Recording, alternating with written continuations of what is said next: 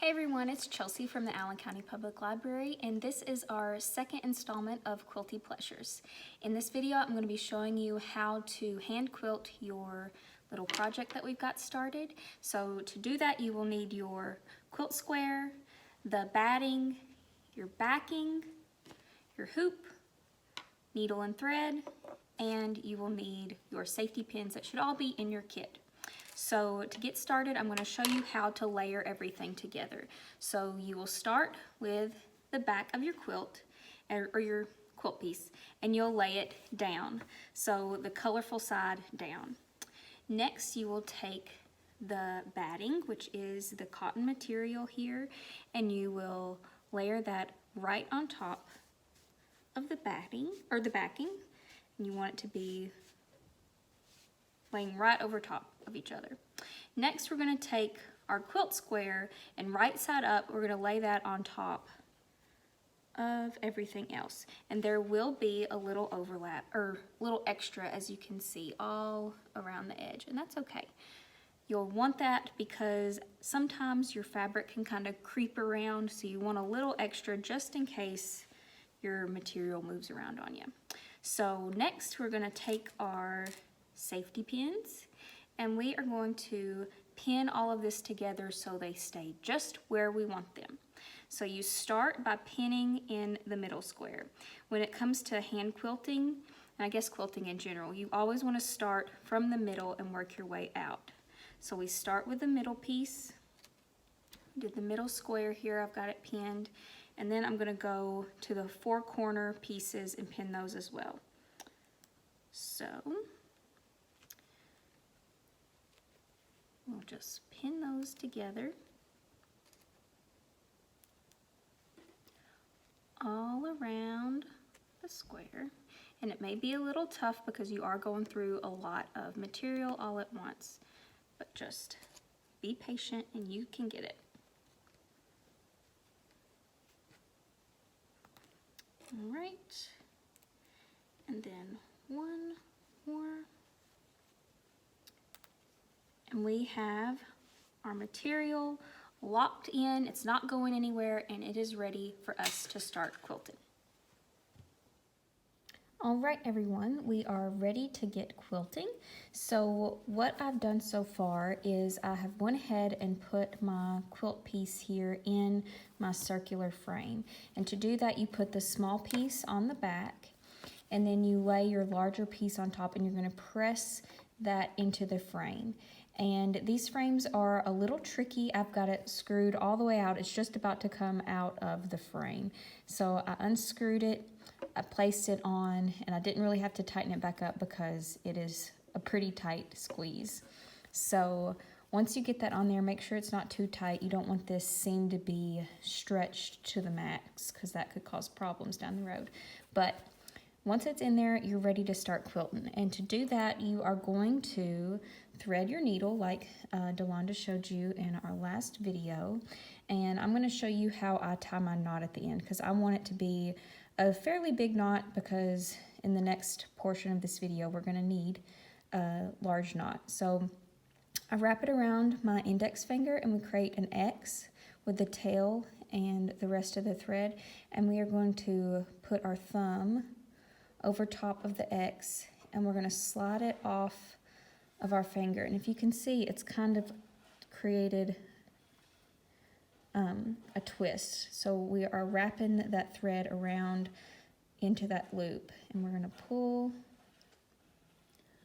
if I can find the end, we're going to pull it, and that has created a nice knot right there. Okay, so we are ready to start. I'm going to trim the end off a little bit, and we're ready to get started. Okay, so I have got my frame here to where I can work around a corner. The frame isn't quite big enough to do a full square, so I'm going to have to move this quite a bit to get the work done. But to get started, you are going to kind of hide your knot here. We don't want the knot to be on the back of our work because that would make our quilt kind of bumpy. So we are going to run your needle kind of run it sideways here in between the front fabric and the back fabric. And it's going to get lost kind of in between our layers here, and that's exactly what you want. So we are going to slide it in here, and this method of quilting is called quilting in the ditch. So we are going to stay in the seam here. We're going to hide all of our stitches in the seam, and they should not be very visible, if at all. So I'm going to run my needle up to the ditch here, and we'll pull it through.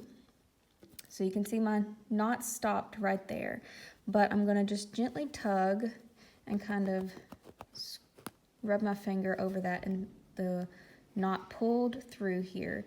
And I'm not gonna pull really tight here because I don't want it to pull through again. So my thread should be nice and secure, and I'm gonna just start sewing. And Miss D covered that, so I won't show you a whole lot of how to sew. I'll show you a few stitches so you kind of know what you should look like. You can weave back and forth, but I kind of have a hard time. In her videos, she showed you how to kind of rock your needle back and forth and weave it in and out, but I find it hard in a frame to do that. So I'm going to just do regular stitching here. So you're just going to do this, and I would do it until my thread runs out, or until I get to the end. Like, as you continue quilting, we're going to go in all of our seams. That's where you're going to do your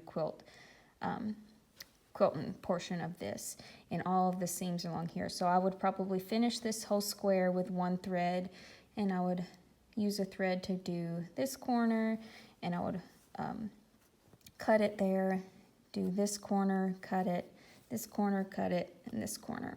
So I'm going to show you what to do now when you are at the end of your thread or at a stopping point. So let's say that we finish this square and we are ready to tie off our thread. So there are probably multiple ways to do this, but I'm going to show you the way that I've done it and the way that my grandmother taught me. So we are just going to kind of reinforce a stitch. So I'm going to make one stitch here, and I can see it's right there.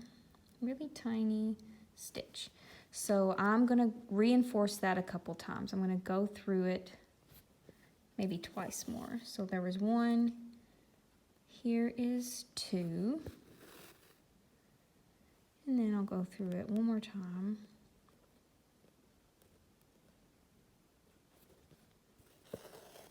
And on this last pass, I'm going to, again, lose my thread in between the layers of the quilt. So I'm going to run my needle up through here, so it's not going to, you can't see the needle, so it's not going through this fabric. You don't see the needle here, it's not going to be poking through the back. And when I get far enough that I think it'll be secure, I'm just going to push it through the top again. And then we will just cut the thread like that. I made mine a little too long, but it'll be okay. It'll get lost in there. And that is how you end your thread there. So you can hardly see any of my stitches, but if you are able to see your stitches, that's okay if you're a beginner. It's not going to make a huge difference, but you want to be in that ditch. You want to make small stitches as you can. This might be less than eighth of an inch maybe for each stitch, but don't get hung up on that, especially if you're a beginner. Just do your best, and as you go, as you work your way around, as you finish up your quilt piece, you will get better. You'll see large improvements. I know on some of my quilts at the beginning, I've kind of got big stitches. They're not the most even things in the world, and in the end, they are all uniform, small, tiny stitches. So be patient with yourself and just be practicing that as you go along. And I'll show you what this looks like when it's all done. All right, so we are about 99% done with our quilt portion of this project. And just wanted to show you that this is how you want it to look when you're quilting the corners here. You want it to look like this because you want to be able to quilt this last stitch, but you also want it to be secure. So this is about as close to the edge as you want to get. You might be able to see the edge a little bit, but no more than that when you're working on the edge. And I want to show you how to finish up here. So I've just got a couple of stitches left. So I'm going to work my way close to the edge, but we're probably not going to get as close to the edge as you may like, just because it is kind of tricky when you're working on the frayed edge of material, and also because we are going to put binding there, and that's going to kind of hide that. So we can get close to it, but we don't have to get just right on the nose there. So this will probably be my last stitch, if you can see there. So I'm pretty close to the edge here, but not right on the nose there at the edge. So I'm gonna reinforce it a couple of times, and then just like I showed you before, we will run the thread back through the work. I'm going to kind of work up through here. And again, my needle's not showing here. It's not showing here, so I know that it's going to be tucked away nicely between the fabric. And snip it, and we are done. So that is the end of our project, and I want to show you also that as you finish each little square, you can undo the safety pins as you go along, because we've got that nice and secure. It's not going to go anywhere. And also, as you're quilting, you might want to check as you go to make sure that you don't have any knots or big loops, because that occurs occasionally. Sometimes I'll have that. So just be mindful, because you don't want to get completely done and find a big loopy knot on the back of your work. So just be mindful of that. And once you remove your safety pins, you are finished and ready for the next portion of your project. And it'll look just like this. All right, so that's the end of our week 2 lesson. I hope that this video helped you understand a little more about how to hand quilt, and we will see you in the next video. Thanks for joining us.